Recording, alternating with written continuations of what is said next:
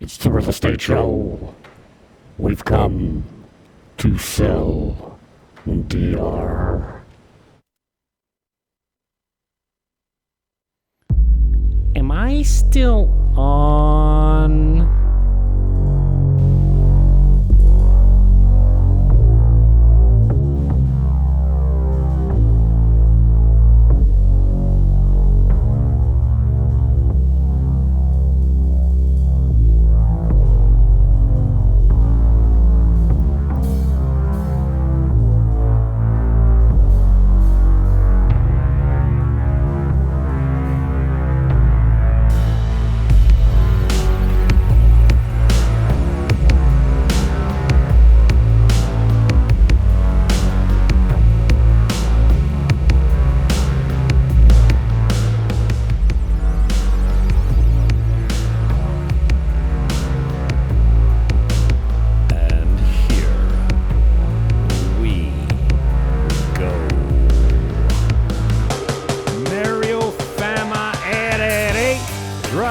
Is in the house. We're talking everything changing real estate proposals in the Dominican Republic. Buckle up and welcome aboard.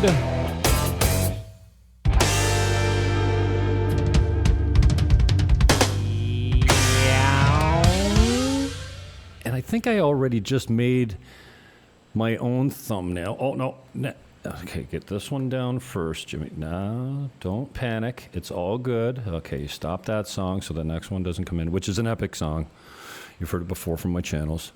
This is where you find Mario Fama, who is my hero, not just recently become the guy's a legend online, right? So everyone likes a guy that's affable, that's articulate, that's hilarious, that's just the moxie that he rolls with it's something I aspire to. So here he is on his Facebook account. This is his website. All the links should be in the show description wherever you're watching. Twitter, what up?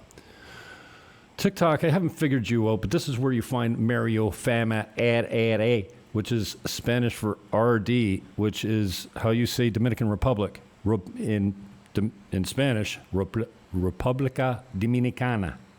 Is that how you say it? Brother, thanks for the time. I appreciate it. That was a long-winded glazing of my guest. I'm sorry about that, but I got a lot of time for a guy like you, man. You're natural. You don't try to be anything but yourself. I get it. I mean, I just, if your mic's not unmuted, maybe you could do that. Welcome aboard, bro. Thanks for the time. I know you're busy. Your mic's muted. Yeah, there we go. No, you're still muted. Do I got you? There you go. Yeah, you should be live now. What's happening? Oh, I got you turned down. I'm a dummy. It's me. The producer's a jackass. What a dummy. Just want to make you sweat at the beginning of the, if, you're starting to ease into the studio. I see you feeling it. And before you become a complete professional, it's time for me to kind of tease you with pretending that your mic's muted. Just throw you off a little bit. I know you're pretty cool on the fly. So, the first time I took the mic in a radio station was in 1993 in a political debate, and I went for my voice. It wasn't there, bro. And I didn't know that you use your vocal cords to cough. So when I went to clear my clear my throat to figure out what was going on, I didn't know, but I was in a state of panic. And I had no voice, and I tried to cough, and it went like this. Not even, you couldn't even hear, just puffs of air came out. And I'm like, man, I'll never be this scared again. I went to Toastmasters and learned I gave 10 speeches, learned how to take criticism and stand in front of 30 people and deliver a pre-written speech. And now I love it's a lot easier than taking shit from Facebook. You get a lot more there. I'd rather deal with people You know, one-on-one, and face-to-face. It's like easier. I look at you like you're a local legend, but I forget that it's like you have a very large expat group where you're very popular, good and bad. You know, they love to hate you and they also love to love you. There's nobody in the middle. It's like, oh yeah, well, whatever. You know, you like them or you don't. And so, but you forget it's a small island, man. But I want you to come to Twitter. You're built for it, man. You to be blow up on there too. I see you're doing well on TikTok. You've got like you started a year after I did on TikTok, and you got 4 times my followers already. So good on you. Way to go. I like the I social haven't media really work. done I haven't really done much. I gotta say, like, there are platforms that people use, right? But I'm just comfortable on like Instagram. My That's yours, huh? Instagram is the most active out of everything Oh, okay. because that's where I show everything. Some of that stuff goes to Facebook and then obviously to the groups. Oh.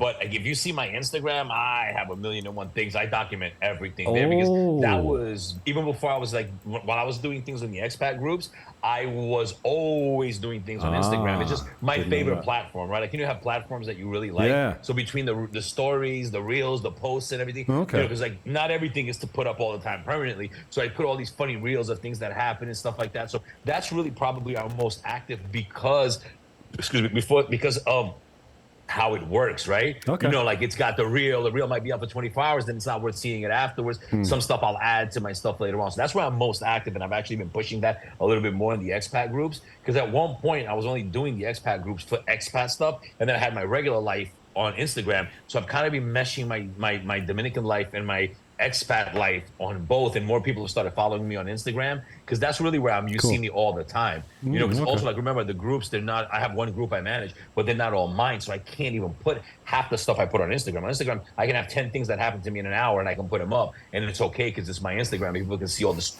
in the stories, that pop Yeah. up, and it's just kind of like, hey, if you want to see it, cool. If you don't, you don't. Do you start to feel like a media whore or attention whore when you're putting the same message up on 50 different like, I mean, I met a friend of mine at the beach the other day. And, when I put a flyer up, I do it on the weekend because some groups don't let real estate postings up unless it's the weekend. I think I stopped putting them to your group because I don't think you allow real estate postings, right?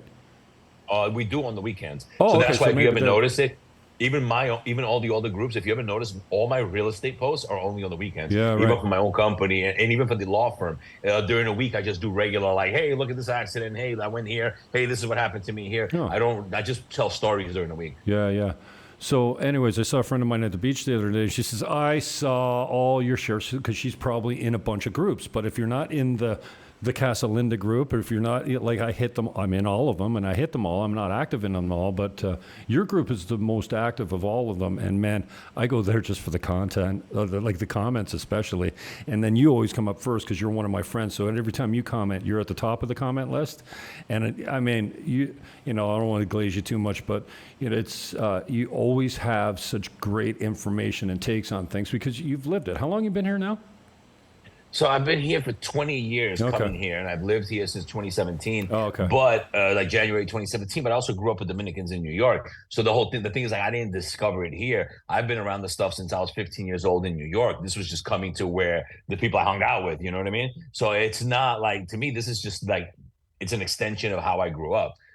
That's why, and it gets tiring. It does, like, when you have to put it all the groups. And I run one group, which is expats living in the Dominican Republic. That's the one that I admin with my friend D. Right. Now that group there's another one that has way more people, but they also have no filter, meaning they let everybody do whatever. I have a policy in my expat group. Like, I don't allow like expats to go in there telling people to go home and things like that. And I don't allow even locals. Like, if you're not going to contribute to it, it's an expat group. Because in expat groups, one of the things that bothers me, it's like, look, it's an expat group, right? Sometimes the questions are going to be repetitive because new people are coming into the group, and the search bars, the way you look into those search bars, I've tried to look for even my own posts and my own comments. Like, sometimes I want to reference back to something and I have trouble finding it. So I understand people are going to ask the same thing. And sometimes people are going to say positive things, but sometimes people are going to vent. And if you can't go to an expat group and vent because of what happened, like today, on the way here, I almost died. I was coming into, like, where Cap Cana before the thing is. I actually laid down for 20 minutes. I was like trembling. No shit. That's why I'm drinking a beer. Yeah, I'm coming in. And they're coming Jeez. out, making a left out of, like, Las Canas, Cap Cana. Everybody's coming up the Cap Cana Road, and I'm coming down. And at 5 o'clock, as I was getting home, 5:30, 20, whatever, it's major traffic coming out of there. And there's a big giant truck and another, not the red ones, but the big pickups, the white ones, the really big ones with like 40 Haitians in the back. And the guy's just in oncoming traffic. I had to swerve onto a little shoulder, almost crashed into the woods. Luckily, there was not a small car that overpasses me on the shoulder like they do sometimes, or a motorcyclist guy that I could have killed. So I almost died in a head-on accident for no reason. So when you think about that, yeah, people can vent about things like that, right? And what bothers me sometimes is when you're dealing with some of these expat groups, people, anytime they say something that's not like, oh my God, this is the best sandwich I've ever had, the best pizza, the best air, I had the best accident in DR. Like, if they rose colored glasses, if they don't do that, they get told to go home. They get told to stop bitching, to stop complaining. No, expat groups should be about everything, positive, negative, vent, ask, that's what we're there for, right? To understand, because, you also don't want to get, a lot of times in many places in here, you get gaslighted a lot. Something happens to you, and then you'll have a few people like, I don't know what you're talking about. I've always had 100% positive experience. Have a great day. Stop. You want me to have the worst day. Don't tell me to have a great day. It's so patronizing. So, yeah, I love the entertainment, and I know that you got to have pretty thick skin when you put yourself out there, especially when you're doing completely idiotic skits. The golf course skit. I mean, if I had that on, I should put it somewhere like where I can watch it every once in a while, because your boys, it's just perfect. It's like, you're like, hey, let's do a skit. We do something like this. Just go. And you can tell, like, it's just the boys being silly, man. That killed me. The guy going, bring tequila or something. It's just real life. What I try to do, I try to my best show unfiltered real life. Now, and I always say this to people, like salud, with the criticism, right? When I get criticism, sometimes you have to drink after the salud, even though we didn't touch glasses. You still got to drink. No problem. Michelob Light here, 2 grams of carbs. I don't know, 3.2 carbs. Yeah, I'm doing little carbs today. But like the funny thing is that when I share my life, my everyday life, right? And sometimes people get upset, and they're like, well, you're sharing this. They're upset at what I'm sharing, right? And I asked them, I'm like, wait, you're not upset at the situation that happened. You're just mad that I told the truth, which is super weird, right? Because I could understand if I'm giving you an interpretation of something like, I hate bachata, it's horrible. Every time I hear it, it makes me crazy. And then why are you in a country where they play bachata? That's understandable, right? Because I'm telling you something different. But if I'm telling you, hey, man, this is what's going on here, and this is how it works when you buy this, and this is how it works when you deal with this, and they're like, well, why are you telling the truth? Like, people get mad at me for telling the truth. And, I have a saying, whoever said the truth shall set you free was a liar, because most of the times it gets you into shit. Yes. Most of the times people want the comfortable lie, right? Yeah. They want to like everything. But hey, everything's no. There's great, there's good, there's semi-good, there's bad, there's really bad. So when it comes to that, I'm a mirror, right? I reflect what happens to me. Like, I just did a video right now I was in my car, and I was on a conference call with somebody. I'm sitting in my car and parked in Punta Cana Village, and this wonderful expat lady who I have seen before gets into passenger car with boyfriend and just slams her door into my car. Now you can't see I'm in my car because I'm tinted out, right? And I'm looking at her, like I literally, I'm on the call, and I'm like, how stupid are you? Like, she literally, because you don't want, not only my car you don't want to hit, but why would you want to hit the side of the car of your boyfriend's car and damage the door? No, people have no things. So I do things like that, and people are like, no, ain't no sense. So people are like, what do you, if you're mad at what I'm showing in my videos, you should be mad at what's happening, not at me. Like, don't be mad that I'm showing the accident. Be mad at the accident for why it happened. You know what I mean? Yeah. The core of the problem, people. Focus on the core. Bro, how do you put away your home life? Like, nothing really. Like what we're going to talk about if we get to it. I mean, we were just rambling here about I had you on to talk about the changes that are proposed and what you're doing and what people can do. But nothing that happens back home affects us here. Very little. I mean, interest rate. I mean, it's not, obviously there's lots of things, but politically, culturally especially, like, there's a culture shock going on in North America that people are just going, oh, this is the new normal, I guess. And I'm shocked. And I'm so grateful to live in a Catholic country now, and through talking to you, I realize that the church has a lot of political power and whatnot, and that's good and bad, but I don't mind it, living in a Christian country where they take those values pretty seriously. I mean, majority probably non-practicing, but maybe I'm wrong. Also, I wanted to ask you, what do you think the ratio of realtors that are registered in another country down here practicing is, roughly, in your experience? 24%, but I think I came up with that number. A quarter? But I would say, yeah, I would say about a quarter, definitely from people that I've spoken to. Okay. I think some might have been at one time registered, licensed in another Right. country, but I say actively right now, Okay. it's going to be, it's going to be probably about 25%. Okay. I would say, I could be wrong, but that's just what I see, Good gut feeling. But anyways, I just wonder, I know you have to have thick skin when you do what you do online.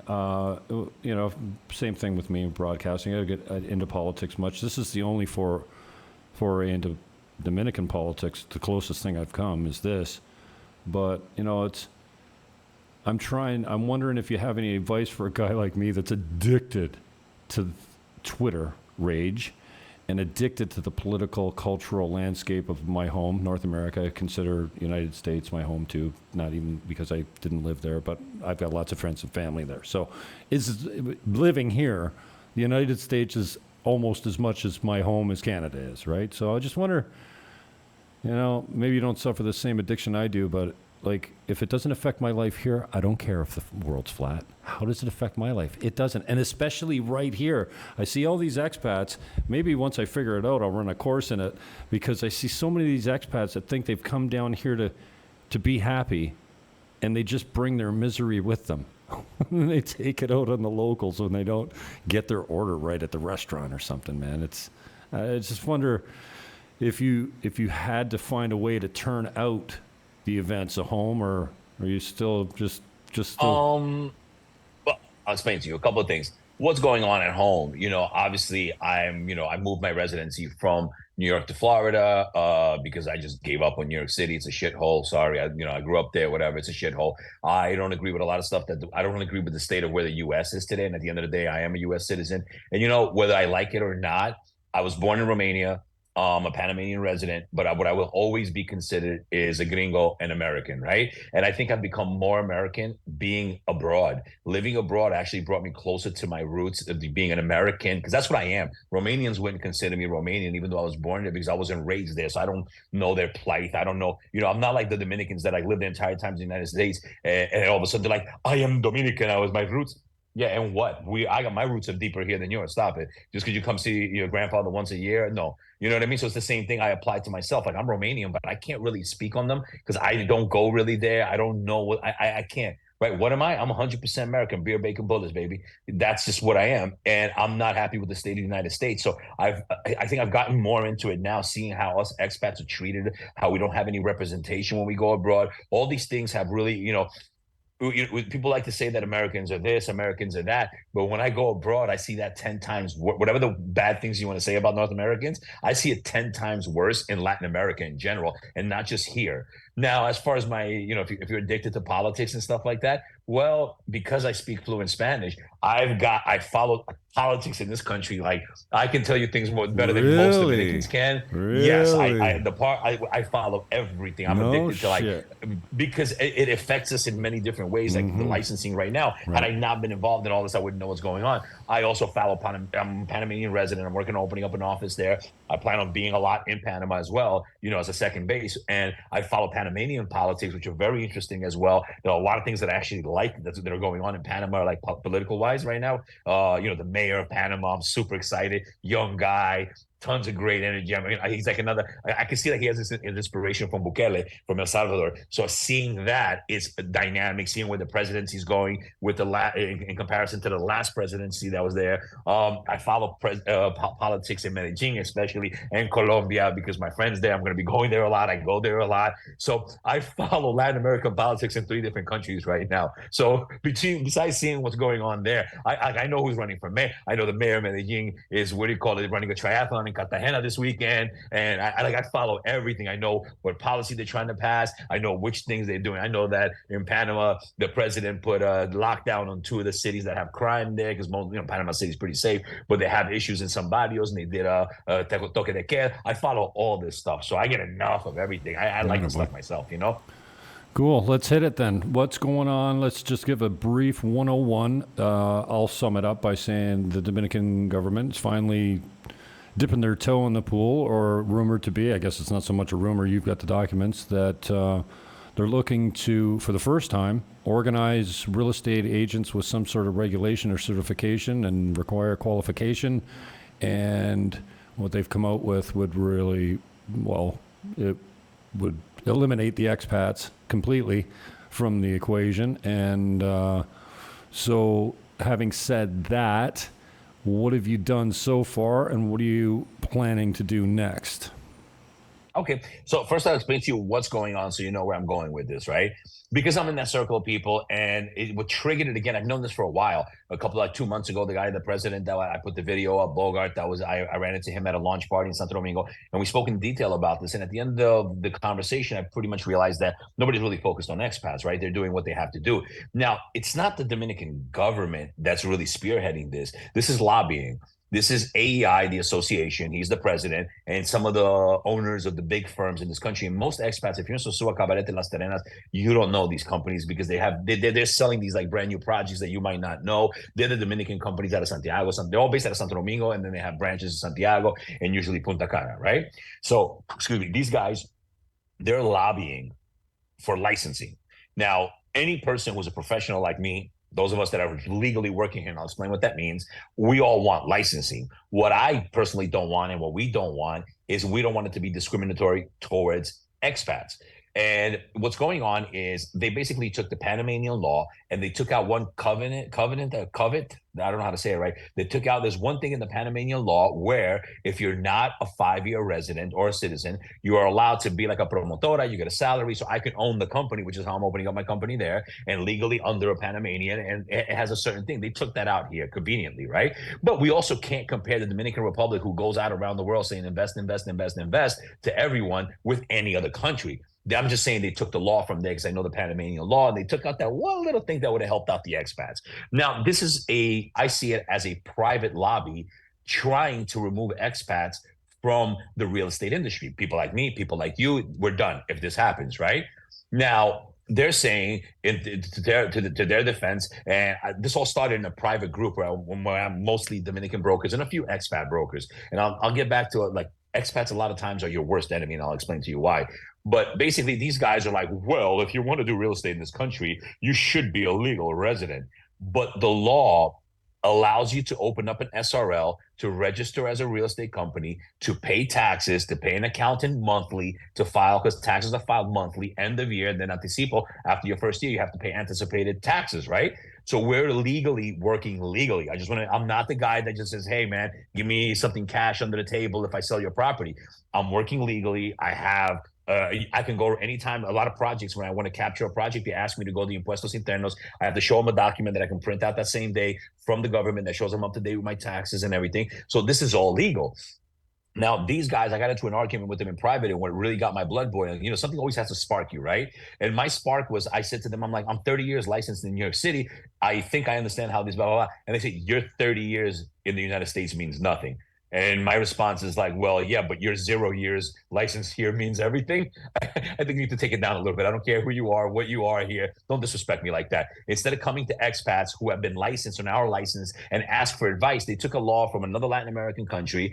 And it seemed to me in my conversations with a lot of these people private in a WhatsApp group that they seem to be very anti-American. They were like, well, it doesn't matter because look at how you guys treat illegals in the United States. I said, let me tell you something, lady. I'd love to be treated as an illegal in this country. I want my $150,000 mortgage with 0% interest, no problem. I'd like to be housed in a luxury hotel up until you can give me my money, my bono, and pay for my rent every single month. I need my allowance for food, clothing. I need a job that you're going to get from me, and no problem. I want to be treated like an illegal. I love it. The new American dream is to renounce your citizenship and go back and be an illegal. So don't ever tell me that. What do we do to our illegals? I think you watched a different movie than I did, young lady. Real life is not like that. So this whole thing started when it went into that. Now, my thought is this. This is what they're doing. They're lobbying to do this, and they want you to have a permanent residency, which takes 5 years. But to get your original residency takes anywhere from 6 months to 2-3 years.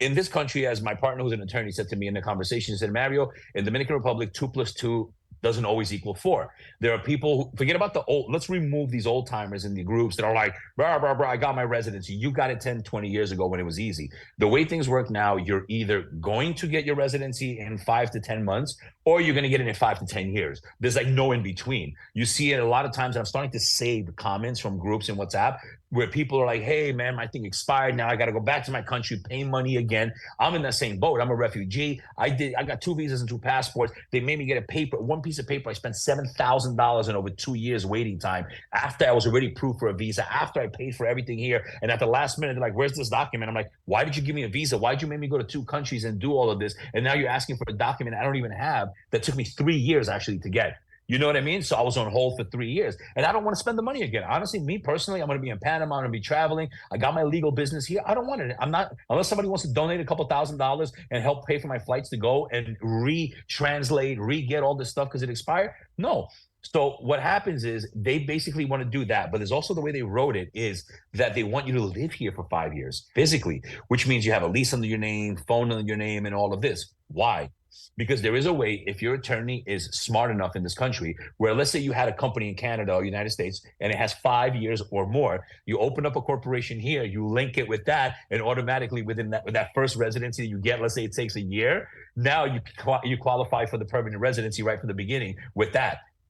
And they want someone not to be able to use that, not to utilize this. If they have a real estate company in the United States and now they link it with a new company here, well, they get their permanent residency, now they get the license. Can you show us that you lived here for 5 years? No, but I have a permanent residency. The association has been in this country for over 34 years, I believe. And hardly anyone, if you're not part of these Dominican guys that have the big companies and the big constructoras, nobody knows about them. I blew it up over the last couple of weeks on my show. People have been calling me. Everybody's like, there's an association here? Yes. Wow. AEI is an association, and they're sponsoring it. The other problem I have Dude, is that... Dude, are you looking over your shoulder or what? I don't give a shit, man. No, how much money do these guys got? How much? How threatening are you to their What business? are they going to do? Deny me? No matter what they do, they're going to just show that I'm right. I mean, I'm just saying, nobody's going to do anything because this is business. But at the end of the day, you're trying to bankrupt me, right? And I've got 5.5, I'm closing out 6 years of blood, sweat, and tears to maintain a business here, paying taxes and stuff like that. I don't think it's fair, and it's not fair. Somebody has to represent. We have no representation, right? Expats have no representation here in anything. So the only business, have you noticed the only business that makes money where we have representation is real estate, and now that they're attacking that?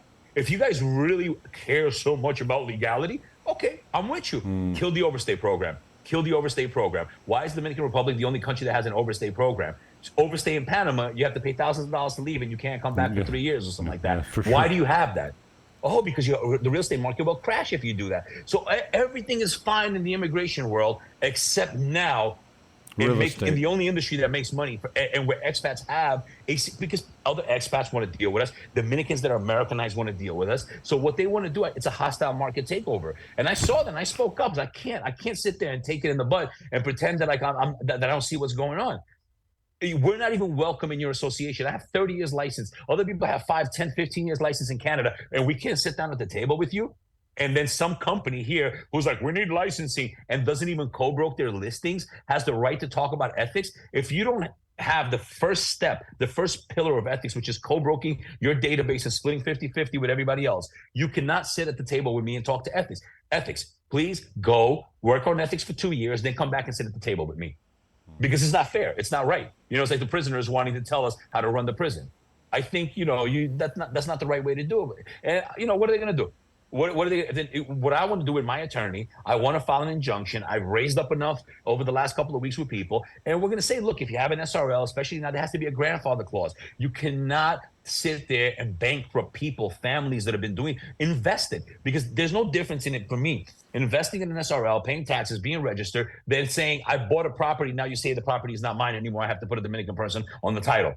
What's there if it sets precedent, right? It's like legal precedent. If you can cancel me on one thing on SRL, right? My right to work under this, what is there to cancel me on something else? Now, saying that I have to get a license, 100%. We are all for licensing. I will say that. We are all for licensing.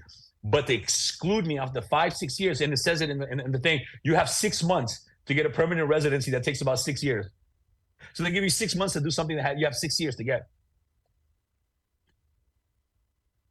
No, no. I Understood. mean, So I'm not what's, comfortable are with you that. public about the approach you're going to take? And I've encouraged you privately, obviously, to take a strong look at including, foreign credentials in that type of, They because won't. They won't. They don't they care. have to, They don't. dude. I had a conversation. I can't say with who in the chat. It was this not a conversation. This discussion. We're arguing, right? And basically, the words were, and I'll show it to you in private. It said, "Your 30 years of licensing in the U.S. means nothing here." That's their take on But this, if you're right? doing this all publicly, and your cards are all on the table, and you're saying, here's my amendment, why wouldn't you throw it in and make them take it out I and make could. them react I to can it? talk to my partner. The thing is, in theory, between you and I, right? In Of theory, it course. makes sense, right? But legally, one country's laws, like, oh, I'm a lawyer, and that's another thing. I don't know if you saw my podcast, but did you know that lawyers from here can do a thing through the Dominican Attorney Association of the United States and practice law, but we can't do that here? Okay, which way does it work? Dominican lawyers through the Dominican Legal Association. I Right. have a whole show with my friend Pablo that we Yeah. did, right? And They he's can part of that and practice in the everything. States? Yeah, but we can't practice. Our lawyers in the United States can't do it here. Oh. So you start this in. I mean, come on. Surprise. How less representation? You want to sell to me? You want to sell to my people? You want to sell to us expats? You want us to come give you our hard-earned money, our life savings, but we can't be part of that unit together. Because see, I'm not talking about exclusion at any point. I have Dominicans that work with me. I have people from everywhere that work with me. All I'm saying is inclusion and talent. Yesterday, in listening to the audio, an article came out that said that the Dominican Republic is at a crisis stage, basically, in finding talent. We know that if you're looking for a guy to drive a motorcycle to deliver food, if you're looking for a guy to sit there with a shotgun or basic stuff, there are 1,000,001 people that can do that. But when it comes to quality people here, it's very difficult to find talent. So if you're going to remove it, let's say 75, 85% of the expats that are in the real estate business, you're removing talent, right? Okay, let's add those 85%, let's say 25, 30% are pure garbage, right? But you're still removing 50% of the expats here that are in the business that are good talent in an industry that is lacking talent in a country where it came out yesterday. You can look it up and list. I actually have it translated and saved in English, and I'm going to publish it, put it in the groups this week. I have it set to do that because I usually hit the translate button before I put it so people can see it. They have a lack of skilled people in the country. So when there's a lack of skilled people, you also want to cut some of us out of it. And listen, we talked about this on my show yesterday. What made me stay in the Dominican Republic when I closed my bar and I separated from my ex-wife? The fact that I was legally allowed to open up a business and work here. If not, I would have went somewhere else. I would have went back to the United States. I would have done whatever. But you can't 6 years later punish me now. Now be like, nope, sorry, we're gonna do this thing, and if you can't get 6 years worth of work in 6 months, and I'm not. When I say we, right? I want to make it very clear. I'm not just talking about myself. I'm defending all the expats that came here. I know people that came here 2-3 years ago from the States, from Canada. They're working, they have offices, they pay taxes. What are they supposed to do? What are they? And it's just not right. If you're going to regulate it, okay, then you should have permanent residency to be a builder. You should have permanent residency to do anything in this country, including purchasing. And let's see where that goes then. And then you'll watch the economy crumble in 6 months. Speaking of the economy, speaking of the economy, and I know you can pick up right where you left off, even though I interrupt you. No worries. I want to get your read on the market, both for transactions and rentals, because that's where expats are making money. They're interested in, they're buying properties, or they have bought properties, many properties, some of them over the years, done quite well with it. And I don't have the experience or the length of time to know that at the middle of September, all the bookings in my area for Christmas and New Year's are open. This has been a very slow low season as far as I can see through my marketing and requests and stuff. Now, it's obviously, I don't do the number of transactions. I'm not in a big office. I'm a one-man show type of thing. So I only have my personal experience to go by. Last year, I managed 5 properties during high season. It was a ton of work. I was busy. But I think this late in the year, I was booked up last year. And when I've got for instance, Caribe Campo, I got a place coming online here. And so I'm checking all the Airbnb bookings for the holidays. They're all open at every price range. And I'm like, whoa, that's interesting. And so I saw Anthony today. He's got the Anton Reef VIP on Pedro Clisante. Local guy, built his own hotel, does really well. I think he's probably at 300K net. He declares every penny, pays tax on it all. Super legit guy. He bought the old building beside the Victorian in East Cabarete across from Texaco. He's got 15 one-bedrooms on the beach for 109, 50% financed. Like, that stuff is not, you don't find that. And I had an inquiry today from my YouTube, and he's just like, you think this thing will increase in value? And I had to laugh. I go, I'm a 30-year salesman. I'm not your typical realtor. I'm not a big fan of realtors, but I've been in one for a long time. But like 109 on the beach, and you've been in my head a lot because location, location, location. You don't see those deals even in small town Cabarete anymore. But I just wondered about your take. Oh, anyways, long story longer. Anthony has increased his room prices at the Anton Reef. He's always like he does about 75-80% as an average. Like, he does well in the off season, and he's fully booked in the high season. And he raised his rates, and he says it's busier than last year. And he's the first guy. I had an expat come from Canada. He's like, "Hey, Jimmy, I hear it's going to be a really great high season." I'm like, I see no evidence of that at all. Like, I know money's tight back home. The COVID funds have dried up. I don't know if I heard this on your show or somebody else said that the tourism is dropping. The expats are cashing out and coming. So they're buying homes. They're not tourists, though. So the tourist dollars aren't necessarily, especially this year. But I think we've got a large market of boomers in North America. They're going to go say, what? My electric bill's $700, or my HOA fee went up to $9. Like, HOAs in the States are going crazy, right? So I just wonder what your take is on the activity, both for purchases, expat purchases, and what you see out there, a little you might know, or maybe know more about it than I do, of the Airbnb or the rental market. Okay, so I'll explain to you what I think, especially here, the Punta Cana market, right? Because this is my main market here. I hear from you guys what's going on the other side, but I can tell you here, they've overbuilt, and they're going to continue to overbuild. With that being said, you have prime properties, right? And I think that the properties that are beachfront in Bávaro, Corrales, where you were at, where we met around that area, the ones that are walking distance to the beach, there's certain properties always, like you said, your friend, right? Your friend that has a really good thing going on, and you can get a niche in any market. If you really know what you're doing, you price it right, you get the right following, you follow up, his marketing might be really good to return clients that are coming back to his hotel and things like that. So there are always people that are going to do well no matter what the market is like. The election year is definitely affecting a lot of things. The United States is a shit show. Speaking for the U.S., I'm just a U.S. citizen, so I can tell you there are a lot of things on hold. Money's tight. A lot of people are unhappy, and I think a lot's going to happen after the election, right? What I'm seeing here, so many people in Dominican Republic and here in Punta Cana bought for Airbnb. And a lot of them are going to have a rude awakening because they went to these brokers that are like, yes, it does not matter where it is. You want to buy it, it's good for Airbnb. And they got taken by these guys. And then they bought places, which may be very nice, right? Like, on the highway, there are a lot of nice complexes, right? And these places are nice. Okay, nice pool, nice little apartments, cute and everything like that. But how are you, and they told you were going to get $100 a night, but meanwhile, you can get something $50, $60 a night by the beach because there's so much property available.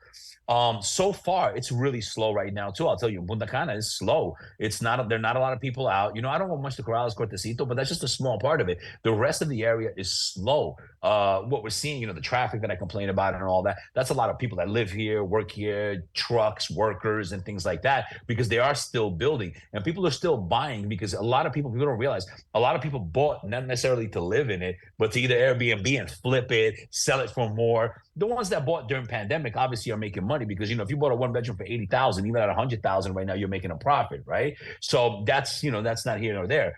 But I do feel like it's slow. I feel like, the numbers, they talk about all these numbers. Well, yes, the resorts, listen, for every 1,000 apartments they're building, they're also building 1,000, 2,000 rooms in a hotel. You got to understand, they're building resorts everywhere. I know on your side of the island, everybody's like, "Oh my God, we're gonna blow up Bergantine." No, ain't gonna be nothing from that. They're gonna build their own stuff. They're gonna keep their own money. They're gonna run their own tours. They're booking Right. tours there. They're gonna do everything. It's just gonna be an extension of Playa Dorada. That's it. Yeah, I don't think you think they're gonna build that and that's gonna revitalize. Oh, come on, Johnny. They've been saying that about everything. Oh yeah, they're gonna do this. I've been hearing it since 2015, 9 years, and I haven't seen a change. Right. And then I see the guy, what's his name, the educated traveler, showing how empty the sewer streets are. No. We're not talking. We're not going there. Next topic. Well, the only thing I like his videos. No, his videos just show you it's empty. He's like, I'm at the beach, it's empty. Everywhere, it's empty. So I'm like, okay, so if he's running around the beach and he's crying that it's empty, right? You know what I mean? Get me started on Tony or whatever his name is, Mr. T. Shut up. I want my hookers. Why will you take my hookers away? What the hell, man? Talk about this town was built on hookers, bro. No. Oh, I only got one thing to say. I mean, come on, man. You're going to come to another country and want to change everything? Fuck. Why don't you just go he doesn't back? want to change it. Oh, No, dude, he did you see actually him wants to during keep it. COVID? He He wants was, to keep it like 10 don't years wear ago. your mask. Don't wear your mask. Shut up. Let them wear their He's mask. trying to keep it like it was in 2010. He doesn't understand. I want my hookers. Look at the quality's gone Fucking down. We need a national for hookers. I made it the whole show without dropping an F-bomb. Anyway, that's funny. I can't believe he got dropped on my show, man. Next thing I'm going to have to pay, I have to take a $30 ad on one of his videos to make up. He does video shots of the street, so you see the actual street, and there's nobody on the street, and he's like, "There's nobody here." Dude, But, you know what I'm gonna put up on my YouTube channel? I'm going to live stream. I'm gonna pirate a bunch of. Oh, by the way, I pirated your show last week, but I missed it this week, so I'm not sure exactly what you talked about. But I did live stream you while you were like live. I totally pirated your shit last week. I'm for it. 2 weeks ago, put you on Twitter. I forgot what I was gonna say. Where I was going. Pirated. Oh, I'm gonna live stream just like streetscapes and beach shots. You remember the guy that had Malibus, Danny? No, he was on the beach. He was here for a while. He had a beach cam that was live on his website or his YouTube channel. I think it was Whiskey Run. It was called or something. Whiskey and Run. I remember that. Yeah. Yeah. And there's one in Cabarete too, a live cam. Right. Also. Right. At Kite Beach or something like that. yeah, it's right at Kite Point something. It'll come to me. But yeah, the hotel owner's got a beach shot there. Anyway, the Danny, when he had his live camera that was showing the beach, people all said, "No, turn it around so we can see the people walking by." You remember those shows that they had late at night where it was like a cameraman walking through the subways and walking through the city, and they just put it on for filler? People like. And down here, I know they're weird about, like, back at home, if you're in public, you can be recorded. And you can't say, you don't have my consent. There's none of that. You're down here, that might not be a law. It's probably not. And also, the girls don't like being put on camera. Lots of the locals don't like being on camera. And if I ever, mostly with kids, I'll get everyone's consent first, but especially the parents. If I'm taking young kids, can I put them on YouTube? And they're like, yeah, sure, no problem. But it's totally different here. But yeah, when Danny moved it from the beautiful scenery of the waves crashing on the beach, everyone's like, can we see the people? So he turned to people so I'm going to put like maybe 4 cams, steal them, and just throw it up on the Buying Dominican Republic channel and broadcast it here and there. I mean, it takes a lot of power and resources, and I'm running a private ship here, but it's just a laptop. So, but I think that'd be maybe some good footage. People like to see the movement. People like to see the movement. They like to see that stuff, you know. Mm-hmm. And even here, it's hard to show it because here it's so spread out. Everything we're spread out everywhere. But I do feel like it's slow right now, and I think it's just also has to do with North America. You know, it has to do, that it does affect the politics. They do affect us. They might not directly to a certain extent, meaning daily, like our daily life, but it does affect policy. Like, I don't know if you saw that guy, the representative from the United States came down here and was like, y'all got to do stuff for the Haitians. And all of a sudden they're like, we're going to do stuff for the Haitians. The U.S. has massive influence. This is massive U.S. control. Whether people like it or not, I know like a lot of the locals, they get, Captain Dominica. Yo, bro, there's nothing you can do. It's the U.S. allows, the Dominicans are number 3 or 4 in visa approved applications for the United States. For a tiny nation of like 11 million people on our planet, For them to be number 3 or 4 that I put up to stats recently to get visas approved in the United States is a lot. They're like number 3 or 4 in overstays, illegal, and nobody really bothers them as much as they bother other people. So the United States gives this country a lot of leeway and a lot of money and a lot. I don't know why. I have friends that are Marines, and I was like, you guys are involved in international politics with all these Latin American countries. I'm like, you guys should know that. I do. We don't understand, because normally when we have these kind of good relations, like when a country like has the good relations that the U.S. has with the Dominican Republic, you'd see a base here, and we don't have a base here, which is kind of throws off all military people. But whatever's going on is going on. What do you call it? But and also the Biden administration named it a big way where like a big hotspot for drugs.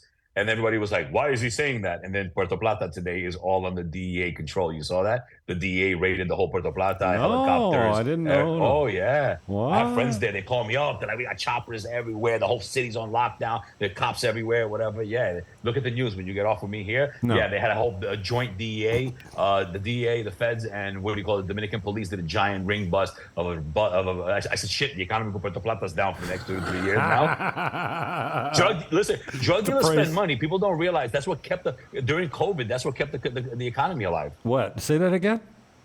Drug dealers, big drug dealers, cartels and stuff like that. They keep the world economy going.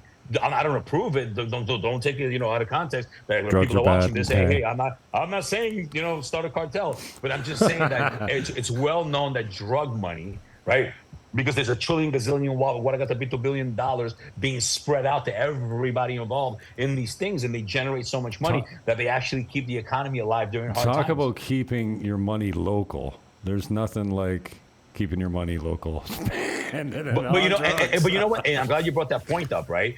When we talk about the real estate people that are making money that own businesses in the Dominican Republic, there's a huge difference between us and people that go abroad, right? Because, people are like, oh, let's keep it local. Okay, but if I go to New York City and I say, hey, I'm only going to a restaurant that's owned by American, and I'm only going to go buy sneakers from a place that's owned by American, then I'm considered a racist. Also, another thing is that here, us expats that make money here, right? We don't send our money back home.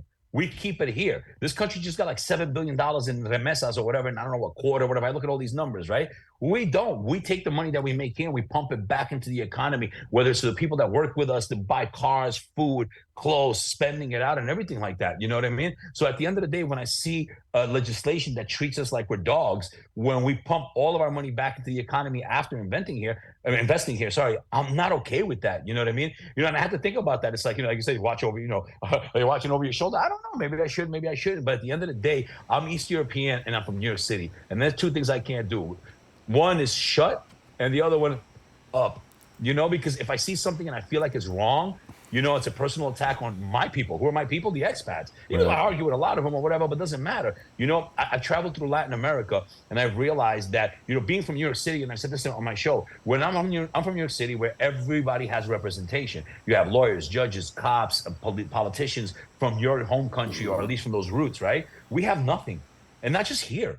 In general, what country can you go in Latin America and say, hey, man, there's a Canadian mayor. He was born in Canada. There's a police officer in my community that was born in Canada. There's a lawyer that was born in Canada or New York or the U.S. or England or Spain, right? Where can you find these people throughout it? But you come to my country and we have it everywhere. So we need some kind of representation. We need some kind of, come on, I just don't tread on us on every single thing. You know what I mean?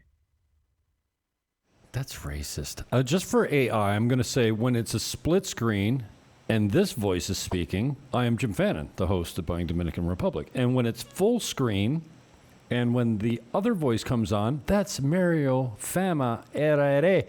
And he is described in the description and the title of the video, Mr. AI. AI is a man, right?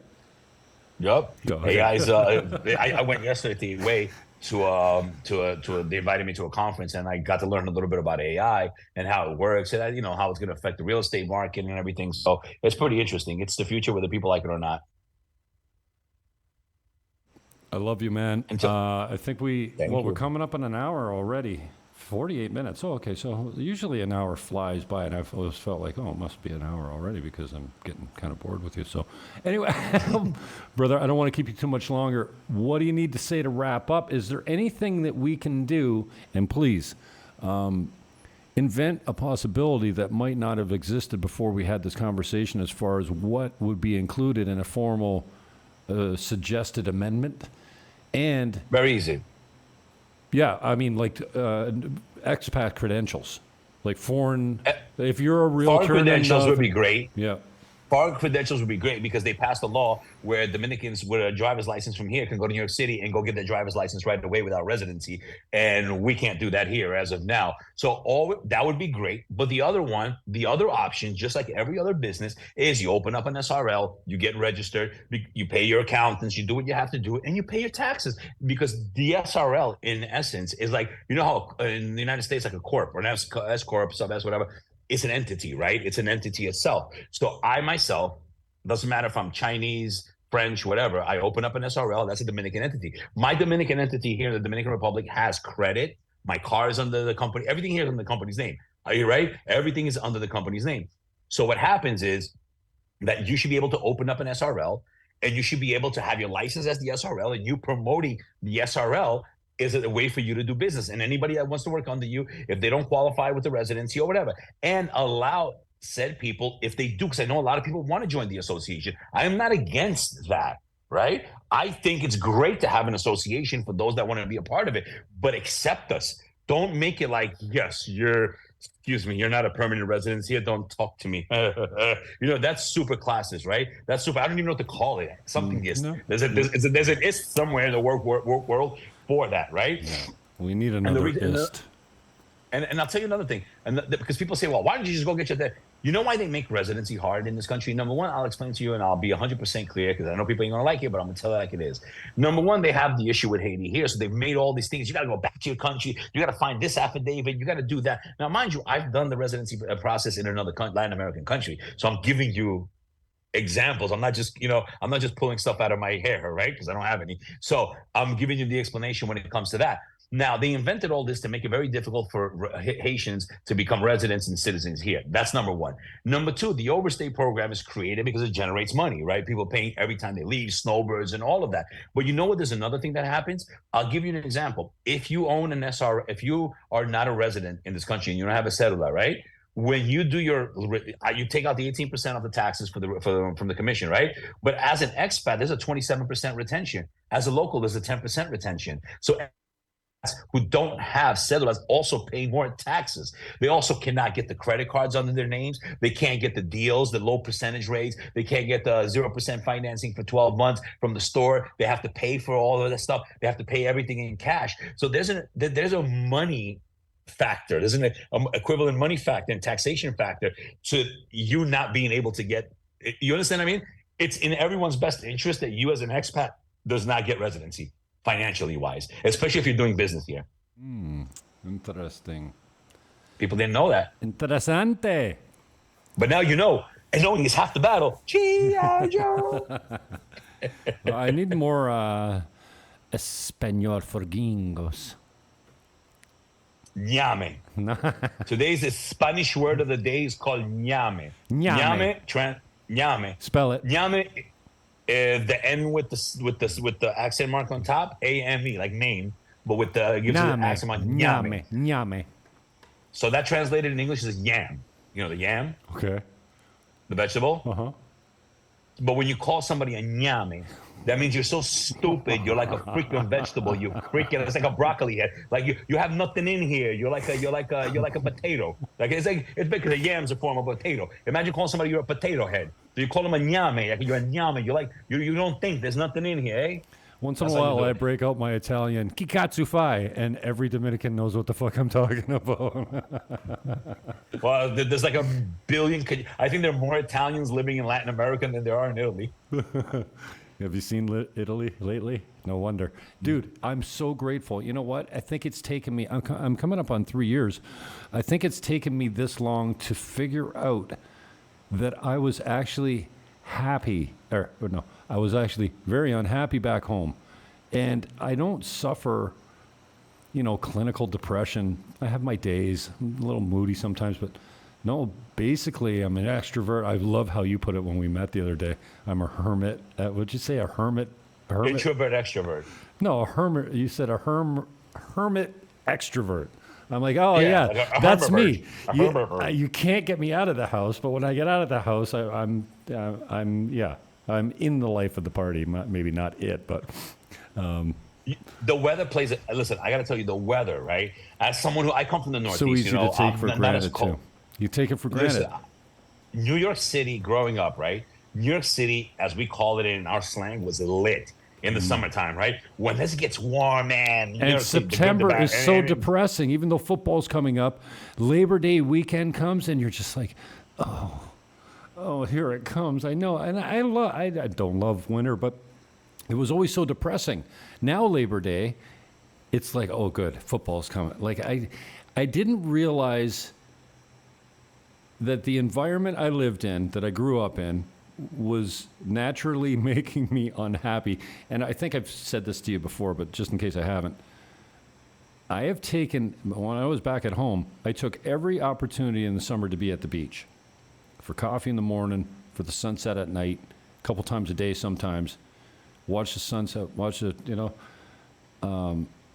even in the winter, in the worst weather ever, I'd go out to see the blizzard come across the lake and just chill. You know how many sunsets I've seen since lived in the Dominican Republic? In 3 years? 5.3. Yeah, maybe under 10. And maybe my 10th one was just 2 nights ago. I go to the beach when my friends come to the beach or my clients are on the beach and they go, hey, I'm at 321, get down here. Okay, I'm out. If anyone ever, if Natalie, which been known, Natalie and Brittany get rolling, they're like, we're picking you up at 7:30. You're going out with us. We're getting, you know what, tonight. I'm like, I'm out. I'm ready. I'm 20 minutes early. You know what I mean? But getting me out is a whole different thing. But down here, I'm just finally starting to get clear on how unhappy I was at home and didn't know it. And how easily the 300 days of sunny and 80 plus weather, how easy that is to take for granted. And if you want to go, and I'm so glad I made the trip to Punta Cana just to put my feet in that pink sand. It's so cool. And right around the corner here at Puerto Chiquito, which I just discovered over by the old sandcastle, the sand is finer on that beach than it is anywhere in Sosúa or Cabarete too. And I'm like, oh, look at this. It's like really fine. And I love that. But yeah, I just been finally getting clear on, holy shit. I didn't realize I was so happy I was so unhappy back home. Holy shit. The weather is everything. And the only other place that I found myself where I kind of like a little bit of cool, right, is Medellin. Because Medellin's very interesting. It's like, in the morning, like 6 a.m., it's freaking raining and chilly. At 11 a.m., you're in the pool in shorts, and the pools are all heated there, so you're chilling, getting sun or whatever. But then you go out at night and you have a little vest on or something like that. So It's like super. That's the only one that I found I like as much as I like the hot weather. Because yeah, you sweat, you shower, it doesn't matter. I got my AC. I've gone through. I've literally sweat through 3 shirts today. 3 clean shirts today, and that's before noon. Take that though over the before cold. Noon. Oh, damn straight. But it's before not noon, just cold. Listen, it's just as cold. It's also getting darker earlier. When you think about it, New York City has a couple of months where at 4:30, and I've never been a 9-to-5er, but I feel sorry for them. But like the 9-to-5ers, right? They go in early in the morning, and sometimes we go really early in the morning. It's dark, and you get out and it's dark, and it's 4:30, 5 o'clock. It feels like 9 o'clock. It's brick city cold and all of that. Oh, sweet baby Jesus, I don't like that. It took me a little while to get used to the fact that the sun doesn't go down at 10 o'clock here in the longest day of the year. It's kind of, and one of the expats said to me one time, it's kind of like, roughly it's 7 to 7. It's 6 to 7:30. It's, it's 7:30 to 6, but roughly it's like 11 to 12 hours, and it's always the same. It's always 7 to 7. So wait, for you guys, the sun goes down at 10 p.m.? Yeah, at home in Ontario on August 21st, July 20 or June 21st, the sun goes down around 9:30. Like it's not dark until 10. Holy moly cannoli, I didn't know that. It's the same as New York. It's not much different. No. New York is the same thing, 7:30, 7:45, I think. No. The because longest New York is almost almost on the same. at least. We're on the same almost parallel as the Dominican Republic. It's still close to. If it's not 9:30, it's 9 o'clock. But whatever, it's a lot later, and it doesn't. There's never. I'm gonna look into that now. Now you got me looking into that. Well, you do that. Okay, I'm gonna do that too. Anyways, brother, I love you. Thank you for your time. What else is going on exciting for you in Punta Cana other than what you're working on? And I appreciate the time you're dedicating it to it because I don't think it, I know it personally threatens your financial success in this country, but I really appreciate that you're standing up for other expats. But what else you got going on other than that? You got the new podcast, you're fitting in nice at the studio. What else is going on? Got the law firm going on. That's been going great. We're helping people. Oh God, the stories I have from that. That's going to be a show. I have to do like a movie for that, or like a 6-part Netflix series or whatever. So that's really great. I'm working on the launch for the Panama office, which will be next year. Then because the licensing takes a while there. Then also I'm going to Colombia in December. That's going to be great. Go to see my friend there, and I'm doing a thing for the kids. We're doing like 200 kids, I think. Bags, my company here, sponsoring it with the military from Medellin. So that's going to be pretty cool because my friends are all like, I hang out with a lot of like cops and Marines and stuff. So we're doing like this military thing with the Colombian army, and giving like 200 kids school bags and things like that for Christmas and stuff. So I got that going on, go home, see the family. So I think the next 2 to 3 months are going to be super, super, super, like I think I'm going to blink and it's going to be like January. So yeah, a lot of stuff going on right now. Awesome, man. Well, I appreciate your time here. I know you got a lot going on, but and it's such a natural conversation. I think it's just information packed as well. So I appreciate your generosity with your time, and thanks for coming on, my brother. Thank you for having me on. It's always a pleasure. All right, peace out, yo. See you soon, brother. Yeah, definitely soon. We drove all the way down to Punta Cana. I took the long. Oh, don't take me. No, it's too close. Don't take me. My grandmother used to say that. Oh, Jimmy, I had to get out the VHS camera. Oh, don't shoot me. Don't. Don't take me. Don't shoot me. Don't shoot me. Okay, Grams. Drove down to Nagua, east on the north coast, to the highway that goes through the mountain, down to the south shore. You land just on the other side of Santo Domingo if you go that route. And then it's an hour and a half to Punta Cana, east on the south coast. So I would have driven to Santiago. I would have went towards Puerto Plata and then went south to Santiago, but a friend of mine said, no, go to Nagua. And it's a beautiful ride, but yeah, it took me 8 hours. I stopped a bunch of times, took some videos, some beaches on the way. But once you get to Nagua, it's about 3 hours to Nagua. There's nothing much to see after that, but don't speed. Drive your 80 kilometers, and that's it. And well, nice to see you. I got a couple brooms in the background. You're welcome. I finished my beer. I only had one in the house, and I had it only because Mario was drinking the beer because he was almost killed today on the way to do my show. And I hope you appreciate and got some information from that. Having said that, I think I've given my mouse a few problems. I can't minimize the zoom space, but I can minimize the window and then drag it off camera. And do I have the right crop here? Yep. So here is my man on Facebook. I'll put it in the comments section. But most of this stuff should be in the show description. Mario Fama RD.com. That's, in case you don't speak Spanish, that's Mario Fama RD.com. Here's his YouTube channel. What are we doing? Copy. Control C.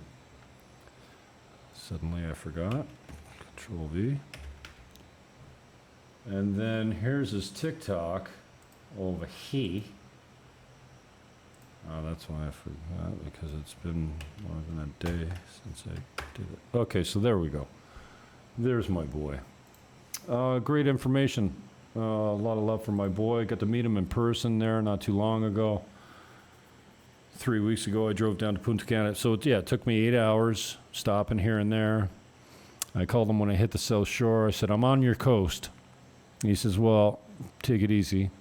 Just call me when you get to your room, you get settled, and